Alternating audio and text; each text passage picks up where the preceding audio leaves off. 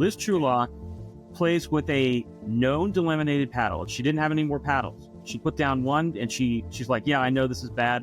I don't have any others. She wins the match and then gets the thing pet tested, and a week later turns out that it's bad. Is it the player's fault? Is it the manufacturer's fault? I mean, some manufacturers are choosing to make paddles to break down and degrade to benefit, and they're still putting them out because consumers buy them. Players also, especially the higher level, know when their equipment has problems, and they should be willing to put that down. I think it's ridiculous that we have challenges. Just test the paddle beforehand, and then we don't have this problem anymore. What's to stop me from taking a paddle that's broken in, gets it tested at 9 a.m. I don't play until noon, and I go out in the parking lot and I hit a lacrosse ball for 2 hours. How do you fix that?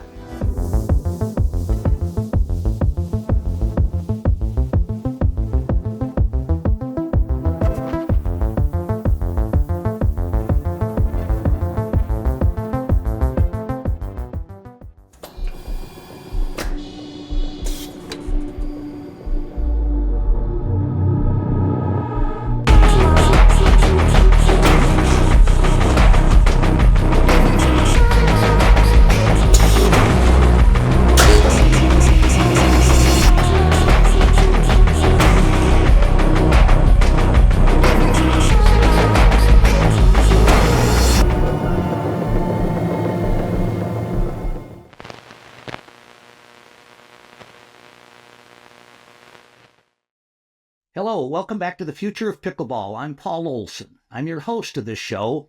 I've got a really interesting thing we're going to do today with the media. We've never had a major conversation with media, and I've got three very important leaders in the sport of pickleball. Let's get started.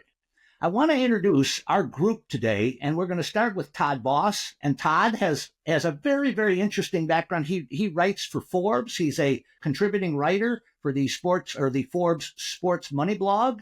I've got Chris Olson, who is the founder and owner of Pickleball Studio. And I've got Erik Tice, who is the contributing writer to the Dink, who covers the pro game and the college scene in general. Gentlemen, welcome to the show. Thanks for having us. Good to be here. Thank you.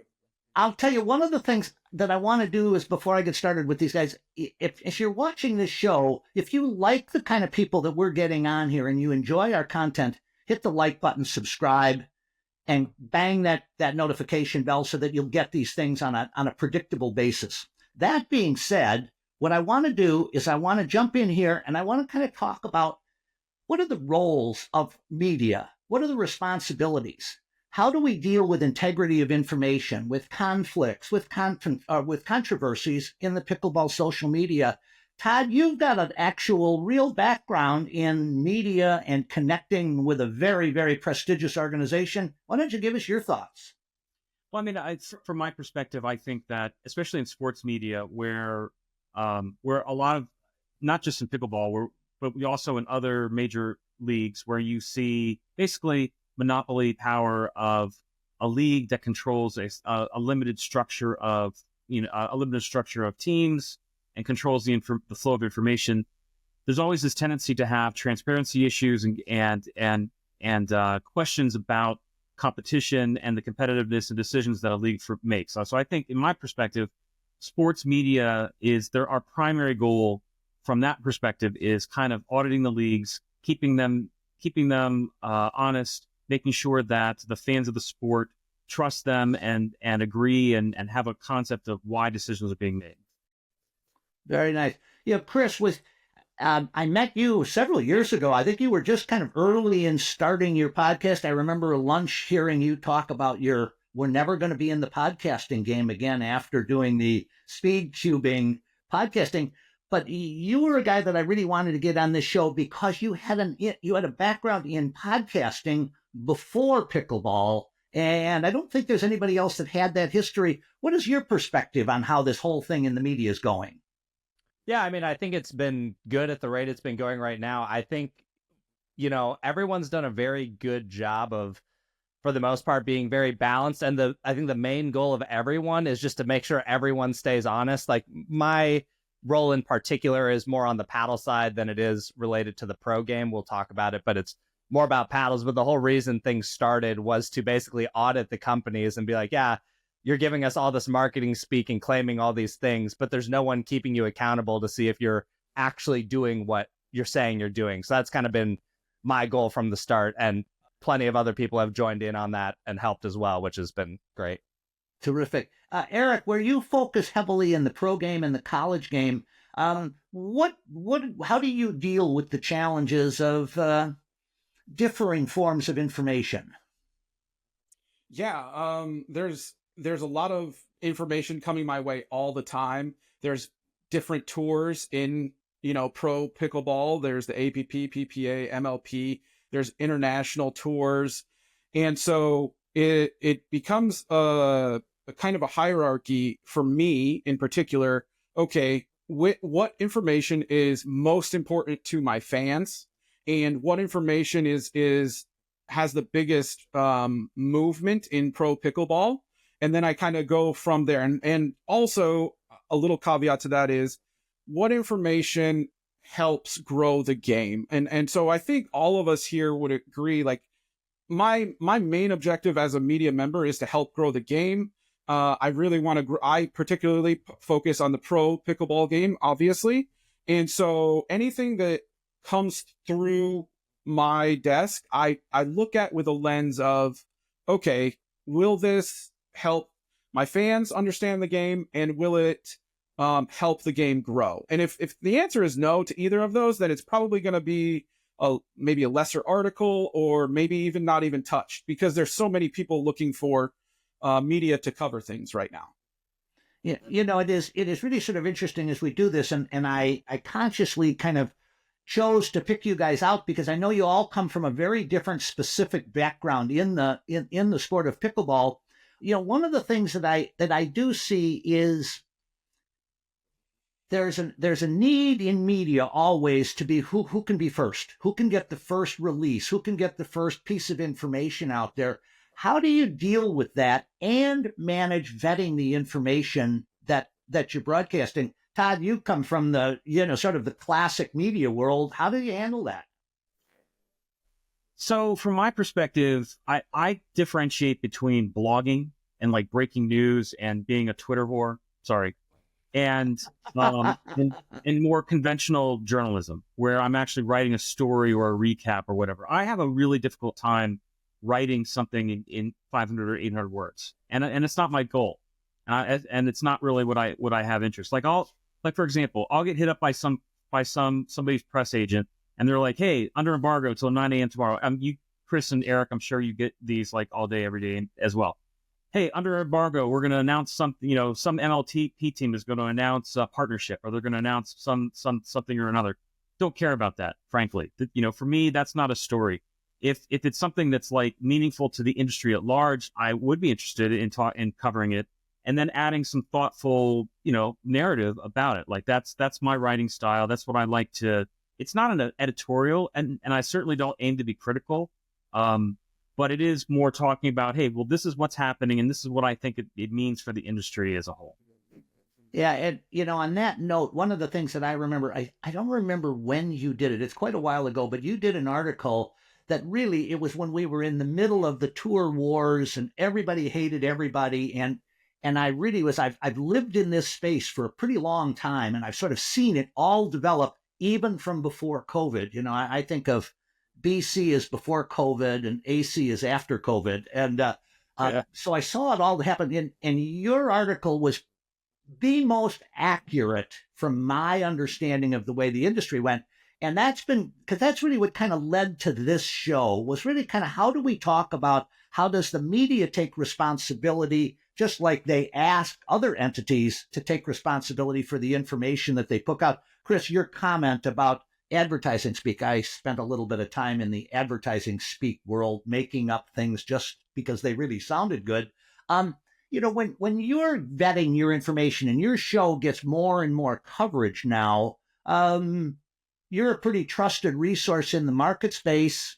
What do you have to do to maintain that level of trust? Yeah, for sure. This is actually an interesting question because I think it's something that probably a lot of the people who watch my channel don't understand. Like, I'm sure just like everyone else in this call, we get information all day, every day. Like some things are potentially bigger news, but you may not have a good source on it, so you need to wait for more confirmation. So I feel like there's a lot of things that I'm usually sitting on until I have more information, and particularly with paddles, since that's usually what I'm covering, a lot of it is just very thoroughly playing the paddle. We're cutting open the paddles now to make sure that what they claim is in the thing is in it, and then a lot of it just comes down to play testing it, putting it in other people's hands and seeing how other people feel about it. But in terms of like news coverage for delistings, that's a whole, like there's a lot of research and talking to different people to make sure that information is accurate. Because the way that I look at it is, yes, being first is important, but being correct or right is even more important and becoming more and more prominent. I don't want to put out things that either add confusion or I don't know are actually correct, because that just adds to the problem that no one wants. Yeah, Erik, when we think about these things, and particularly with your involvement in the pro game, I think of a couple of things that have been coming up recently that aren't our proudest moments in pickleball. There's reports of pretty serious cheating going on because of the line call challenges, the headhunting rules and penalties. You've got to be in and around that thing. What's your take on how that's factoring into the game right now? Yeah, I mean, I think I see the pro game, decisions are being made, especially on the MLP side. I think we're going to see gambling in the near future again. And if we are introducing gambling, especially on the PPA tour, in Major League Pickleball, you only have 2 courts, and they have all the cameras that you want. So, I don't know if there's much cheating happening there, because you can just challenge and whatever on a line call. But on the PPA tour, I just visited, I attended in person, PPA Tucson and PPA Mesa. And, there's plenty of pro matches in the early rounds that are on court 32 that has either no cameras, or maybe it does have one not so great resolution camera.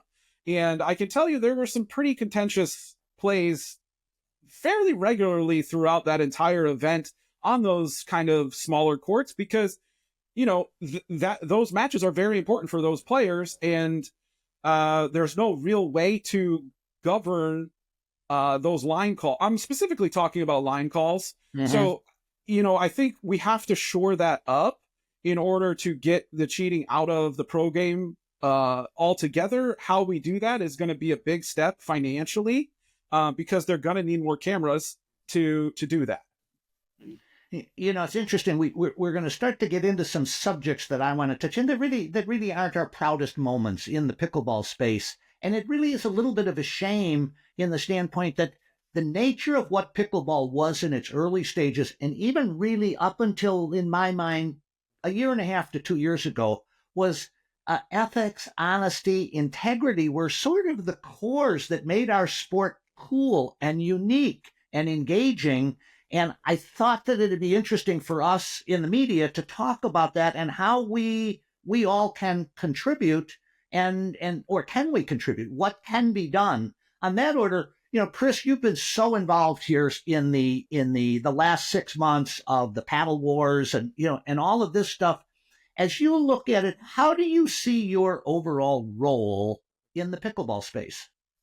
Yeah, I mean, basically the same way that I viewed it from the start is what I want to be is a reliable source of information that talks about like the more important subjects, like particularly recently with all the delistings. Like I think that's very important for people to understand, so that when they show up at a court or they show up at a tournament, you don't get in a fight with someone over using a illegal paddle. So to me, it's just about providing timely information that is correct, that helps people understand the paddle market better, because paddles in particular are a very confusing mess as of lately, and the target just keeps moving. And I think it's very hard for people who don't do it as a living to keep up with every paddle that's legal or might be controversial. So my goal is just to help people better understand that.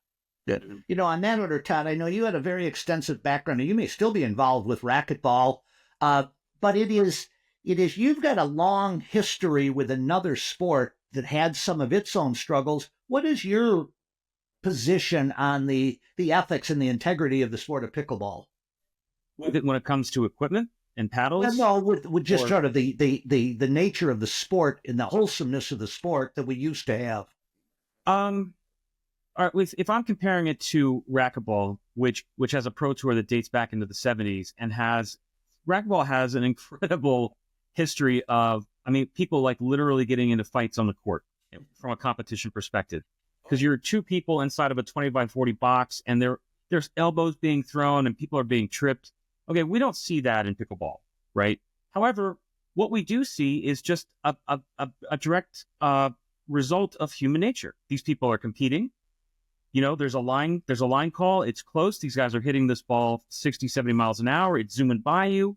Is it on the line? Is it an inch over? I don't know. I play just like you guys do. And I frequently say, if I call a ball in, I'm like, yeah, that was in, but that was tournament out. And I'm not, and that sounds maybe like I'm a cynic. However, this is exactly what we see these players do. Tournament, that ball was close, it's out, because the incentives for them are many.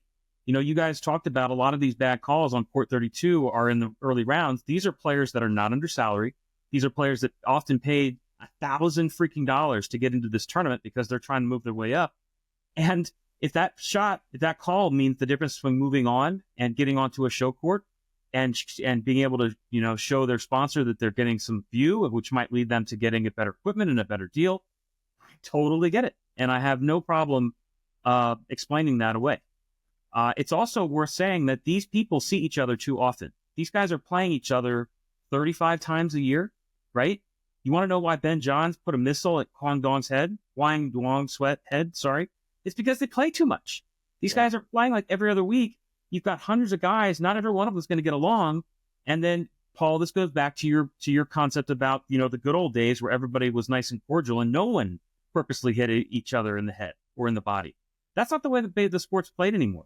These guys are purposely hitting missiles at your body, at your chest, because if you're either going to get a pop-up for an easy hit or they're going to hit you and then it's their point. You know, 10 years ago, that would have been anathema. No one ever would have thought to do that in competition. Now it happens about every other round. So these are consequences of just kind of the way the pro game is evolving from a personality and from a risk-reward perspective.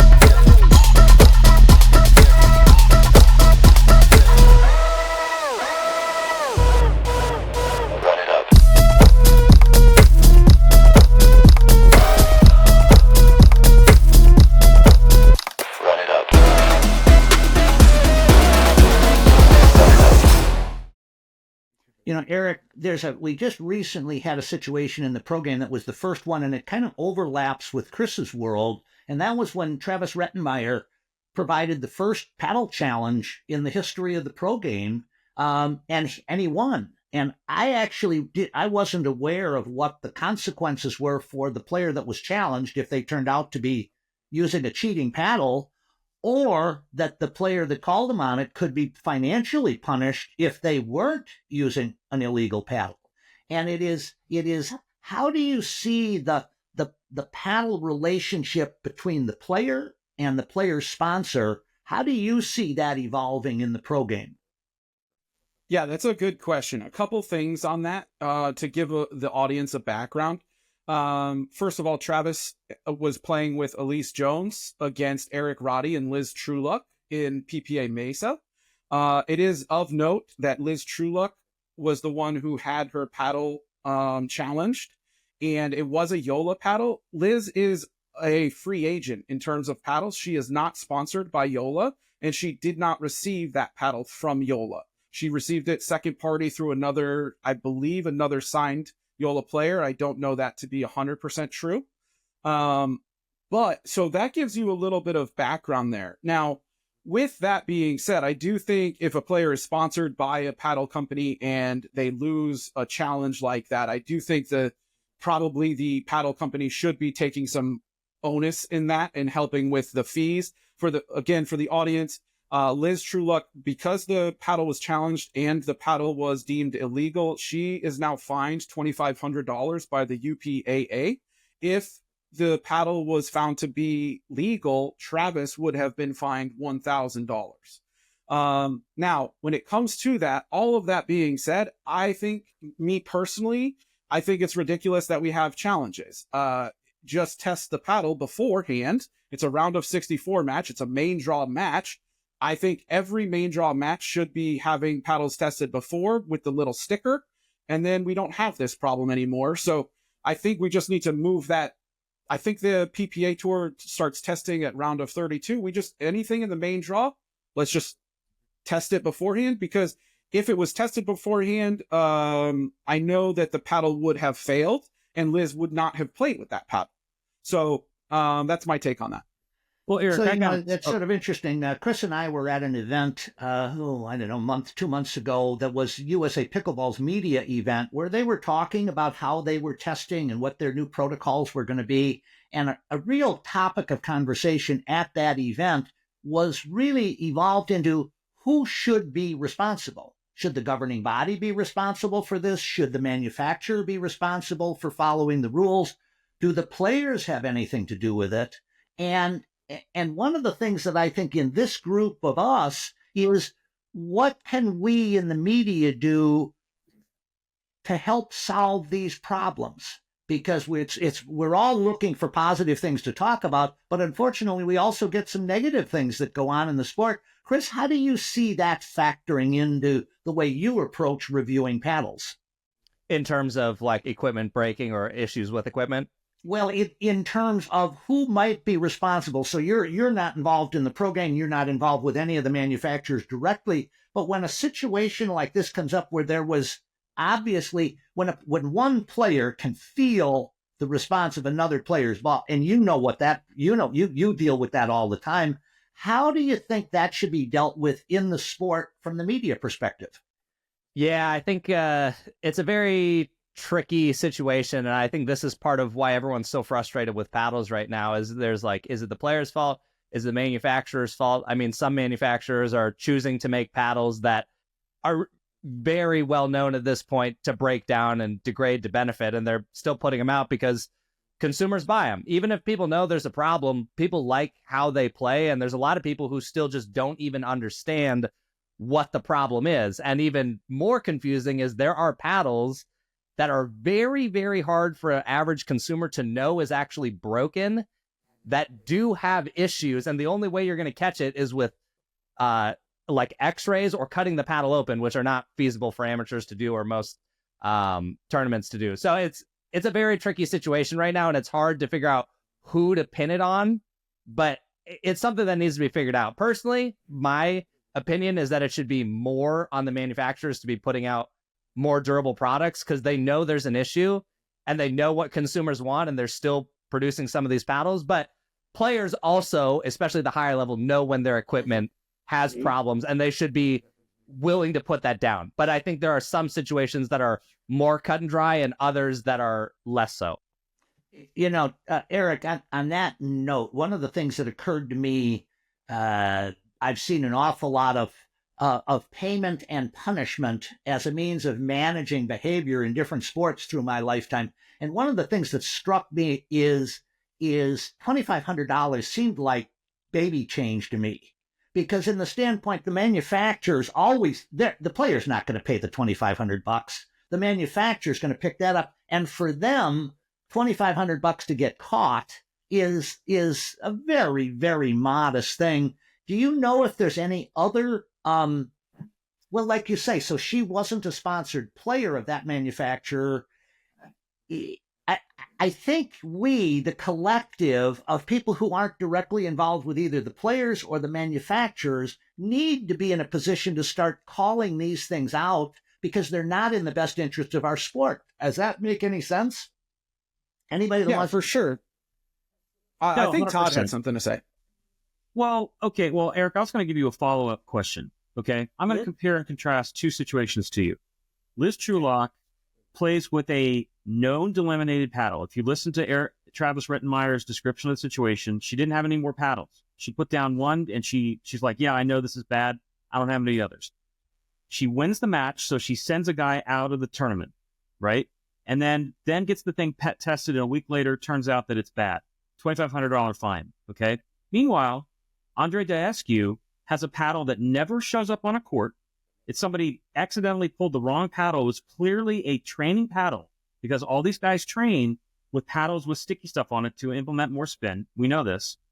Gets it tested. He gets fined $50,000, and he's suspended for months. What the hell? Those two situations make zero sense to each other.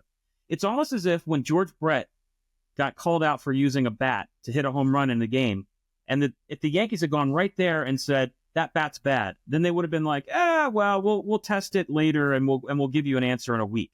Well, they can't go backwards. They can't go back and replay the tournament. So that's the big problem that I have with the lack of testing, with the lack of action right there when the paddle challenge occurs.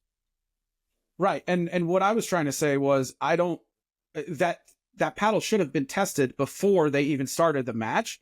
And I believe UPAA just starts testing at round of 32. And with this year, there's the PPA gold card, right? And so if you're a gold card member, you are required to play every single cup and every single slam. And what that means is, obviously there's like extenuating circumstances. Players can have situations where they can't play. They have to get an excused absence. But there are over 140 UPA signed players, right? So you're guaranteed every round of 64. And we saw in the Mesa tournament, there's round of 128 starting in these tournaments. And so if we're forcing all these players to play in these tournaments, in these high level tournaments, which I understand, then we should be testing the paddles beforehand, and they should be approved before they start the main draw, is my point. Well, what's to stop me from taking a paddle that's broken in, gets it tested at 9 a.m. I don't play until noon, and I go out in the parking lot and I hit a lacrosse ball for 2 hours, and I de-lam the crap out of it. Then I go to my match. It sounds hollow. It sounds like, and the ball's shooting off of it like a rubber ball. And Travis Rettenmeyer says that's ridiculous. It is what it is. It tested. How do you fix that?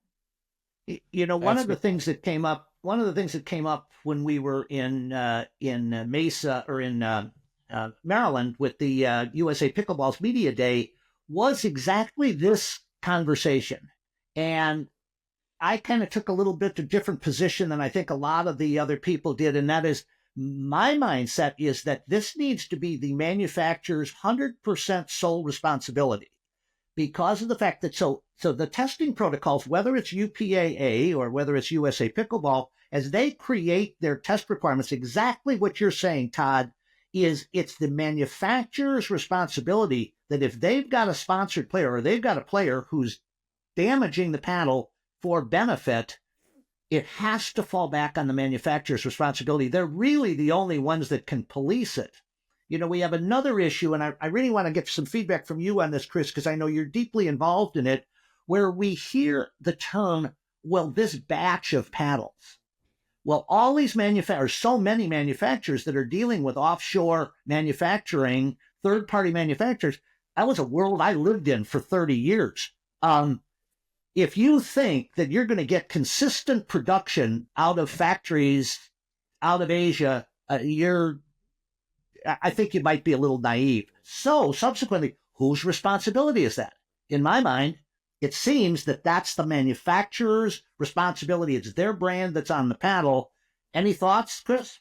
Yeah, for sure. I actually do think it's up to the manufacturer in order to better produce paddles. And I think an interesting thing that the industry has seen is like, clearly there's a huge benefit to selling the types of paddles right now that break, because again, people are buying them and they're liking them. So the company is incentivized to go, let's produce as many of these as possible because we're just making money left and right and we're not being punished for it. And I think at the media day, my stance was like, USAP needs to do a better job of this, because right now the manufacturers don't seem to particularly care about fixing the issue because it's benefiting them. So the only other next step is to have someone like USAP come in and say, we see what you guys are doing. We see what's happening to the game. We see how many of these paddles are out in the wild. This is unacceptable. And now we're going to start either putting a fine in place or handing out some type of suspension to prevent companies from abusing the system where they know consumers will just buy this paddle. Because right now, nothing is really stopping them. I mean, paddles are still breaking to benefit all the time, whereas historically, 2 or 3 years ago, when a paddle broke, it was done. Like, you didn't want to play with it anymore because it hurt you. Now, when it breaks, it makes you better or helps you in some cases. You know, you could do our audience a favor by just expanding on that. What do you mean by when a paddle breaks, that it can be better for you?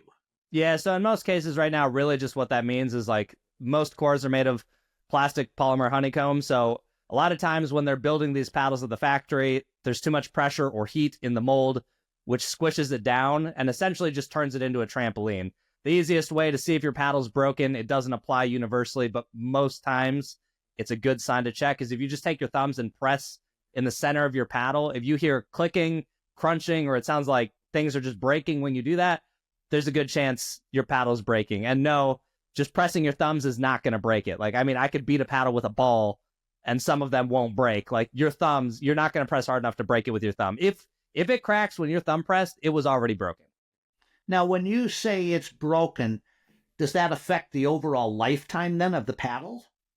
Yeah, for sure. I mean, at some point that paddle is just going to become likely very dead. It seems to be a period where it gets very hot, and then after enough use, it just becomes very inconsistent or unpredictable. Like, certain patches are really hot, other patches are really dead, and it can make the paddle a little more inconsistent. But there's definitely a sweet spot where it hits harder than it should, and people really love when it's in that sweet spot. You know, I think we've kind of covered the paddle effect pretty well here. You know, something that I wanted to kind of ask you guys as a collective, and I'll ask each of you to respond independently, is as you're looking at yourself and your own brand in the marketball or in the pickleball space, where do you see your brand going, and what are your hopes for where media in your brand will go? Let's start with you. That's an interesting question. So I'm like Erik. I find myself, most of what I write ends up being like pro tournament recaps. If I had more time, I would do previews and recaps like what Erik does. But at the end, it's all recaps. But interestingly, if you look at all of my stories from the day I started writing and you order them by the number of clicks or page views, not one pro recap is in the top 20 of any of my stories ever. Sure. And so I face this conundrum. Like, I love the pro game. I really, really like the behind the scenes stuff with MLP, you know, the drafts and the trades and the analysis and the grades and, you know, and this behind, because that's like the essence of like team building. It's the same stuff that we used to cover in like baseball and football, right? You know, I'm GM for a day. I get to talk about it. But what I keep forgetting is that 90 some odd % of the pickleball playing world does not care about the pro game. They couldn't pick Ben Johns or Annalie Waters out of the lineup. However, when I write something that's more general interest, or I talk about eye guards or building indoor facilities, or one of my biggest click ever was this kind of tongue-in-cheek article I wrote about characters you see in open play. And it was just jokes about the jokers that you run into in open play. You know, the guy who cheats, the guy who has the illegal serve and won't listen to you, the guy who knows everything, the guy who screams at his wife, you know, and it was just fun. And so I wish that I had more time to write those articles, but at the same time, covering the pro game is super important because the pro game drives all the money. It drives the sponsors, it drives the manufacturing. And so we need a balance there of some sort. Erik, you know, where you cover the pro game as well, how much do you think the development of the player personalities are a factor in the sport at the pro game going forward? Yeah, I think that is the number one thing in growing the sport. I think fans need to be able to understand who these players are as people, where they came from, their backgrounds. I try to do that. Todd and I do this very similarly. And you know, I write for the Dink exclusively, and that is obviously a pickleball specific media outlet. And you know, my articles, if you were to talk to Thomas Shields, my articles do not do nearly as well as those general pickleball pieces. It's just a known thing, but we want to be able to cover the pro game for all the reasons that Todd just said, right? So, I may write just to Todd's point, my recaps are probably just the same as him in terms of like views, in terms of compared to other things. So, my number one article that was read by the general public last year was a player profile on Kate Fahey. When she came out of nowhere, I got to interview her and I do a player profile. I've done probably 20 or 30 of them, but I could probably do one a week for the rest of my life, and we probably still wouldn't have the stories that we need. So I think as we continue to develop the pro game, I think it's telling the stories of the players and not just saying, everybody who watches pro pickleball knows who Annalie and Ben are and knows that, Annalie was good at soccer and all of those things. But there's a whole bunch of players out there that I think people could relate to. And so telling those stories is super important.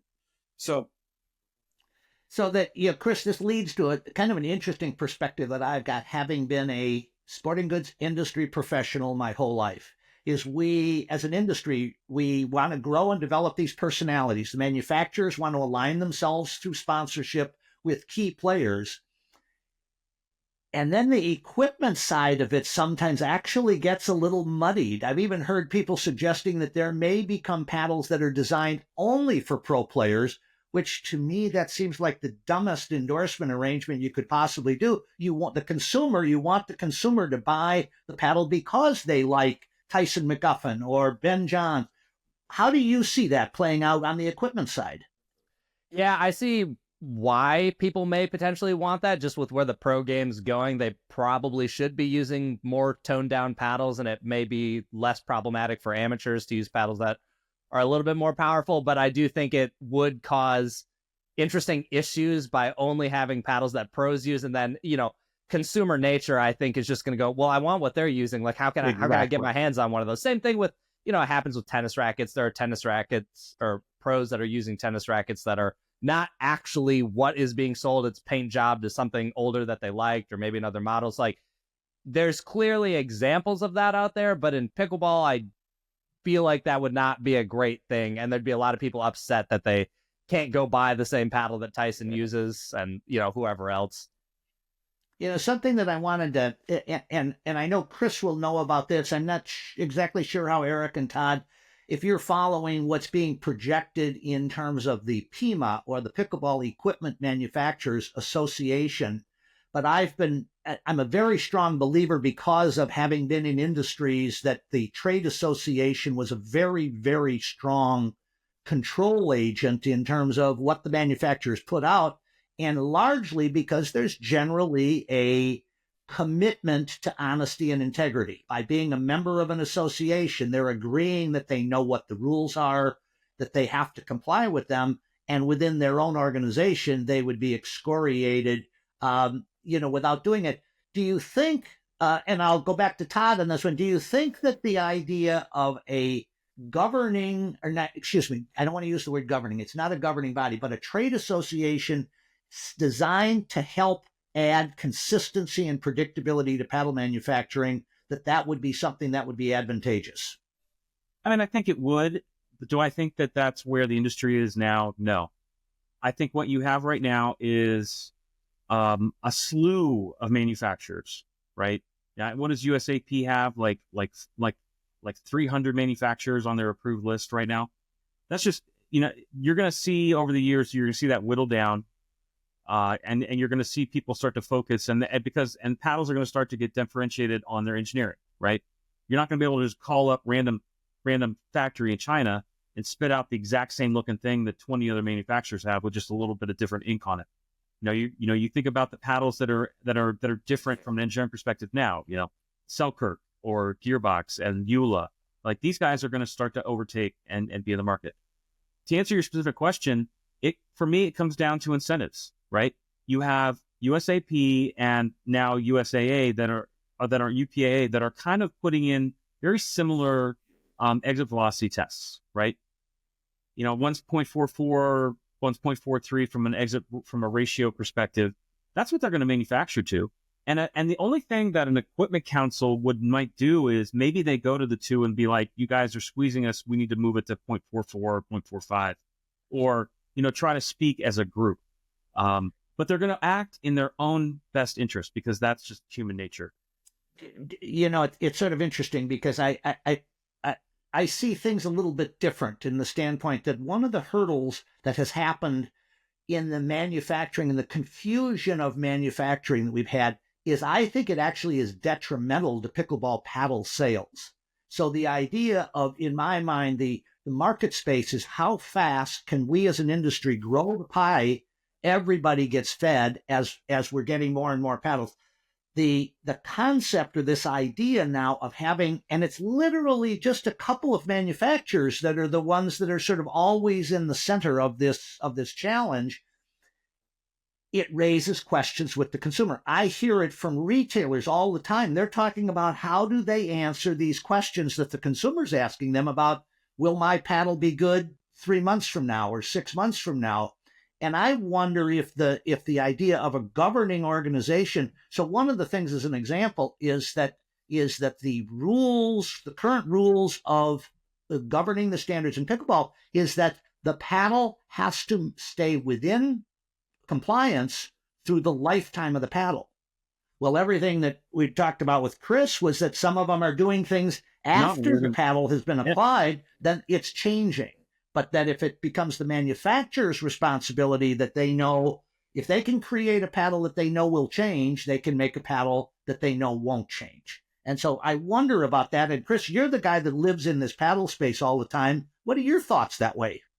Yeah, I mean, I think it just goes back to why I feel like USAP policing it is so important, is because with the incentives that people have to make the types of paddles, no one wants to be the first one to be like, hey, we made a really durable paddle, but it doesn't hit that hard and maybe the grit's not as good. Like what the consumer wants is they want a cannon and they want as much spin as they can. So manufacturers will just keep pushing the limit in terms of grit. And if you don't have the governing body to come in and be like, hey, cut that out, like you're not allowed to do that, they will always, just like Todd said, put their self-interest above everything else. And then there are going to be companies who abide by the rules, but I see this all the time. Companies that play by the rules and even produce paddles that don't break, they just don't get talked about because they don't care because they don't get the same performance that they can get from paddles that are breaking. So it's this really weird thing where I just feel like if USAP had a much harder stance on like, okay, we're seeing enough of these break,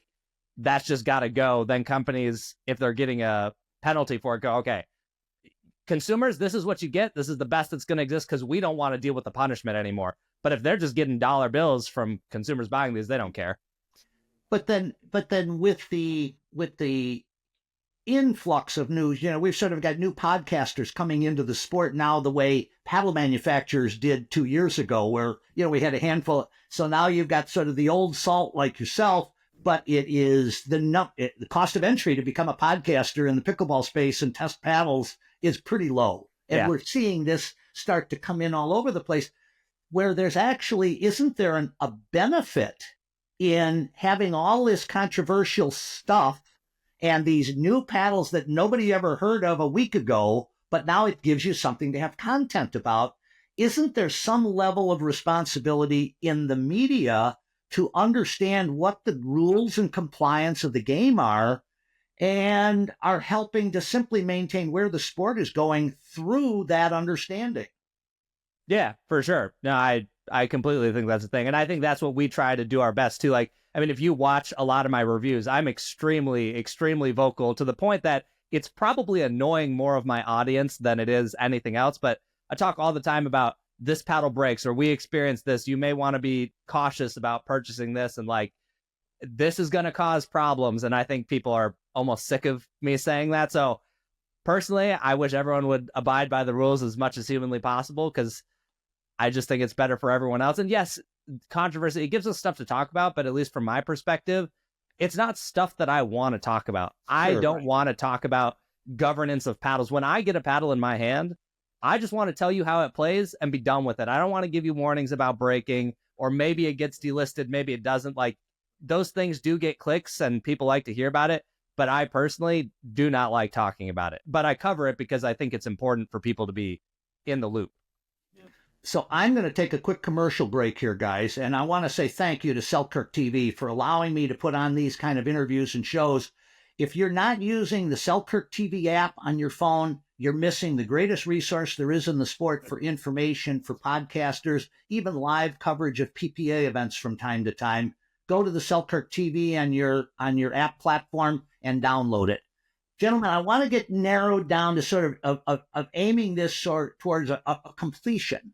And what I'd like to do is I'd like to have each of you give me a little bit of an idea of what your thoughts and ideas are on something that the audience will like to know about that you see coming in the not too distant future. And Erik, let's start with you. Okay. I do think that gambling will be back in pro pickleball very shortly, within the next 6 months or so. It seemed like a test type of situation in 2024, with like 1 or 2 gambling sites and maybe up to 10 states. If anybody has any better information than that, correct me by all means. But it seemed like it was like a tester, and now decisions seem to be being made, especially on the MLP level, that seem to hint that gambling could be coming to the sport sooner rather than later. Very nice. Very nice. Todd, your turn. I believe that the rise of prize purses in international competitions is going to soon start rivaling what these players are earning in their exclusive UPA contracts. And it's going to have some players asking some very serious questions of the PPA, as in, like, let me out of my contract. I'm making nothing, and all of these non-signed players are making a ton of money. And that's going to come to a head because the UPA, as of late, has been acting in a way that is literally repelling a certain type of player. Like they are banning people. They've created this ban where if you're ranked too highly but you're not a signed player, you literally can't play their events. And so they are actually increasing the talent levels on their competitors.